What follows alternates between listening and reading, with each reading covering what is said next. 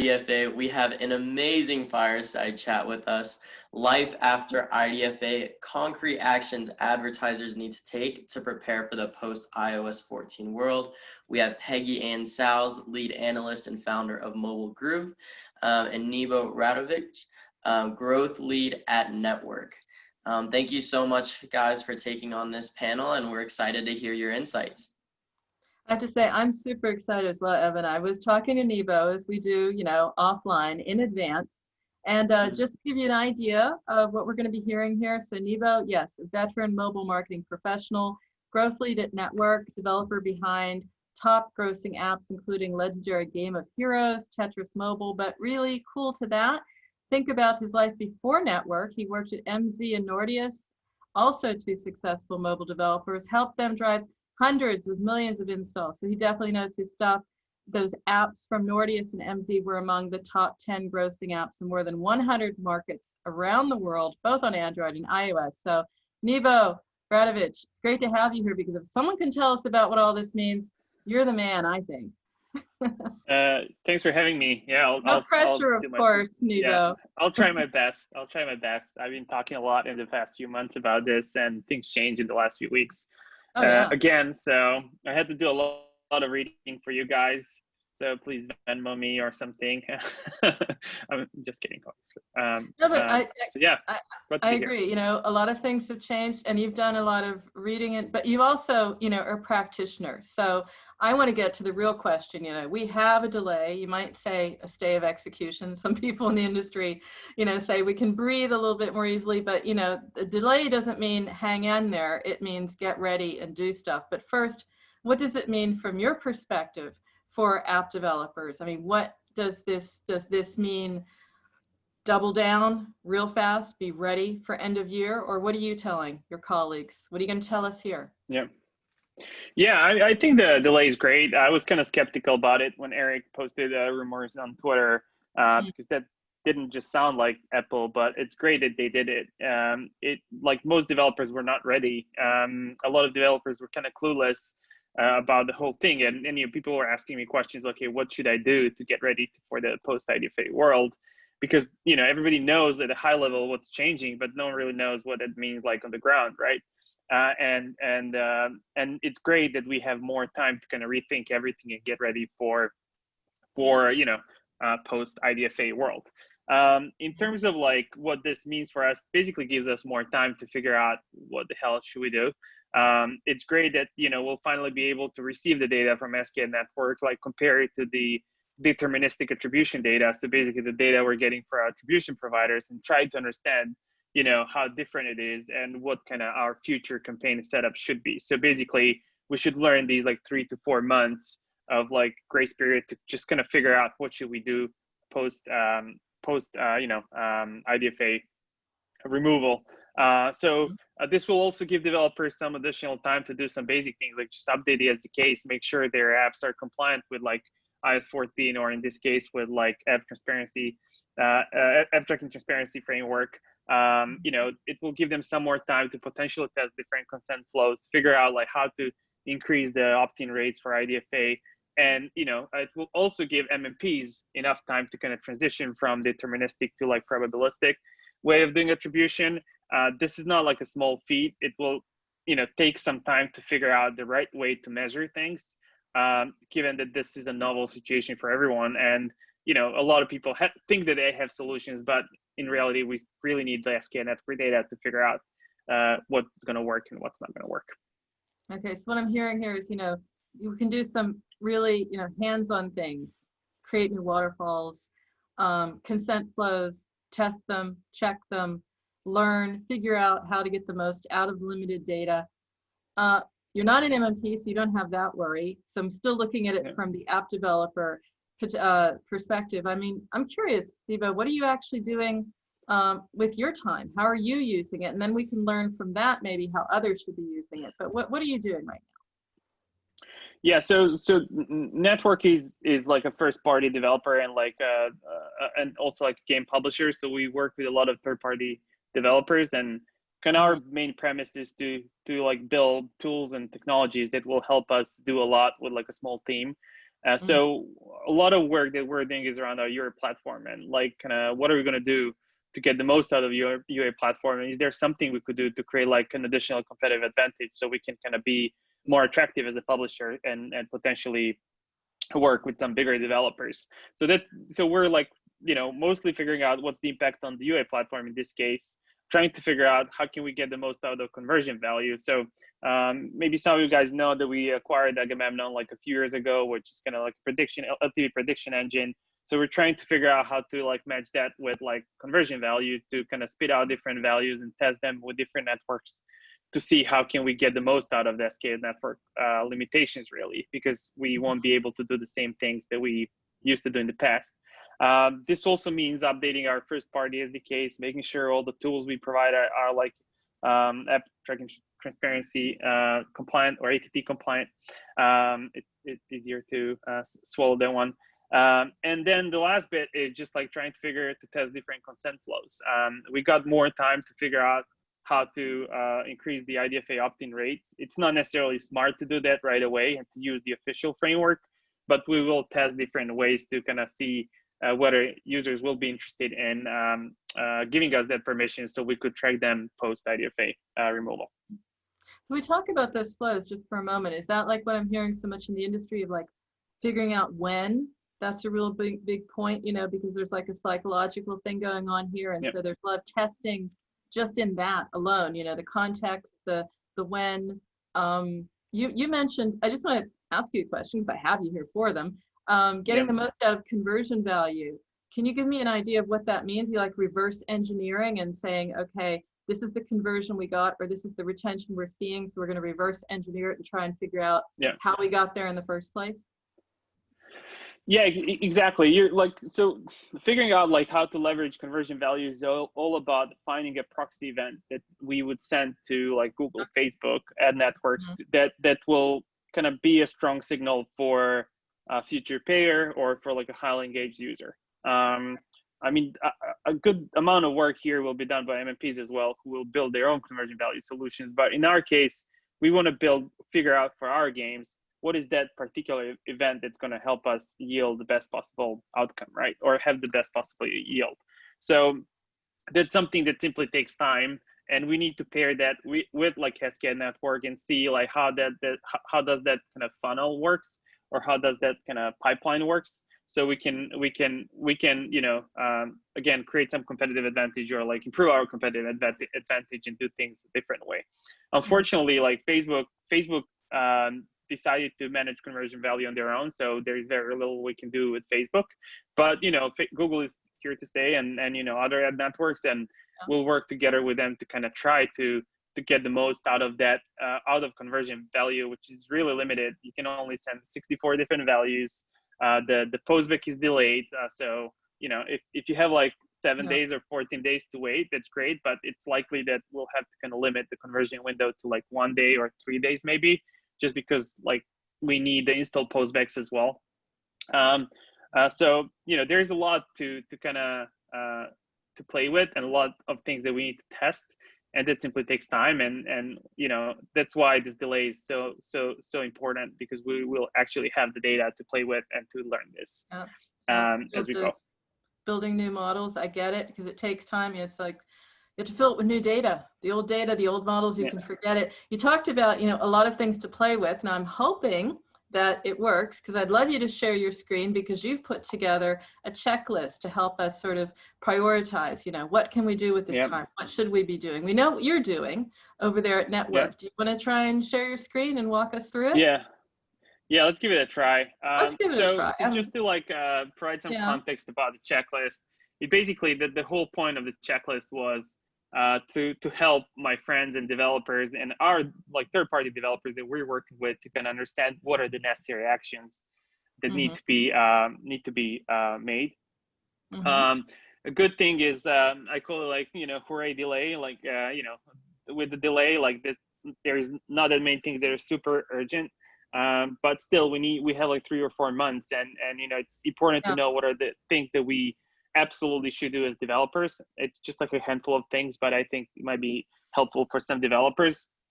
So I have 3 categories. The first category is urgent and important, like what are the things that you should absolutely do like yesterday to kind of like get ready for the post IDFA world. I mean, I started with an MMP recommendation because I think it's actually a really good recommendation. And if you followed like the newsletters from like Just, Singular, Kochava, et cetera, everybody's recommending implementing the SKA network. The reason why, because you want to be able to compare and test like the outputs of the SKA network and your attribution provider and just see like what's happening. For example, if you're targeting like a narrow audience, like is SKA network reporting installed for that particular campaign, or you know, if that's not the case, like what the future campaign setup should be, then comparing the you know, the install numbers from SKA network and the attribution provider, trying to figure out like, okay, what are the things that, how can we leverage this data to improve our, you know, campaign setup and conversion value design, et cetera, et cetera.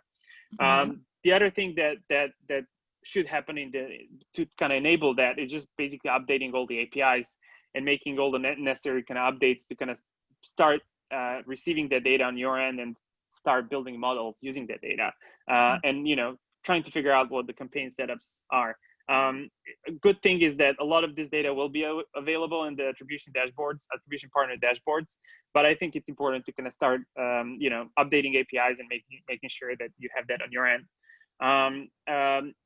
I think the thing kind of shocked a lot of people that they're kind of moving away from IDFA because we thought that they're going to be the ones kind of like a lot of people in the industry thought that they're going to be the ones kind of spearheading the kind of consent like management, consent management and figuring out how to get that permission from the users, but they completely moved away from it and they killed value optimization as a result of that decision. But they're going to keep app event optimization, and in order for us to be able to do that, we'll need like a Facebook SDK in the apps. So I warmly recommend everyone to implement a Facebook SDK if that's not the case, and to kind of move away from passing the engagement and install data to Facebook via MMPs and do that directly. A technical technical update that needs to happen is that all developers need to move to Xcode 12. And in terms of ad monetization, there's kind of a lot of like small things that need to be done in order to make ad monetization possible.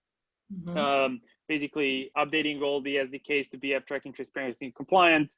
Most of the big networks already updated their SDKs, so there are SDK adapters that are compliant and that you can already use. Most of the mediation providers are kind of recommending creating new LAT specific waterfalls. I think it's good to do that right now because we'll be able to kind of monitor what's the difference in CPMs and what's the best way to kind of optimize these waterfalls, whether we should go down the header bidding path or maybe go back to setting up manual waterfalls. And the last but not the least is adding all the ad network IDs to info plist. So basically all the networks that are in our app, implemented in our app, need to be added to the plist, info plist doc. So that's urgent and important. That's something that we should do in the next month. Something that's not so urgent and could be done in the next like 3 to 4 months or whenever the official release gets scheduled to be or is scheduled to be. Basically constant experimentation. So this is not something we need to test right away, but it's good to like start thinking about this and figuring out what's the right message, what's the right timing. I have to give like a shout out to Shamant who did like a podcast recently on like on this and how like there are different ways of testing or different consent flows that the developers could test. It's not necessarily smart to use app tracking transparency for that, because if users decide not to share the permission, that means that their IDFA will lose their IDFA, and right now that won't be the case by default. So test like different flows and try asking people for kind of personal ads and try like using your own first party solution for that. Conversion value design, I mentioned this before, just figuring out like what are the different events that you want to pass to ad networks and how long are you willing to wait until you as a developer receive install and revenue postbacks and conversion value postbacks in general. MMPs will do a lot of work around this. They'll build their own solutions for conversion value, but not all apps are created equal. So this is something developers should think about. We will likely have to do some some rebuilding our pipeline, because the app tracking transparency users coming through the app tracking transparency flow, will be will be kind of we won't be able to receive the data on all of them, right? So we'll have to get the data from like a separate source and then join it with our internal data and try to build a probabilistic model, attribution model. Then creating separate Facebook accounts, which is something that Facebook recommended. It's not urgent, but it's something that needs to happen in the next 3 to 4 months. And lastly is like build your own probabilistic attribution solution. This is something that we'll play with in the years to come and trying to figure out what's the best model to do attribution. And the last category is, as I call it, Sally Can Wait, is basically building first-party login system like email login and or using like a single sign-on solution is not necessarily urgent, mainly because we have like 3, 4, 5 more months of time to basically use the existing solutions, preparing to shift your budgets, pausing your remarketing campaigns, et cetera. That's something that simply can't wait, because we have like a few more months with IDFA months. And testing different web-based sign-up flows, that's something that again can wait. By the way, a few things from this list were taken from the Gabe's and Sepia blog, who kind of started the checklist first, and then I just prioritize the checklist and edit things that we're doing. So just wanted to give a shout out to him, and that's pretty much it. Basically, those are the things, very concrete things that developers need to do, and that's something that everyone should basically start thinking about right now.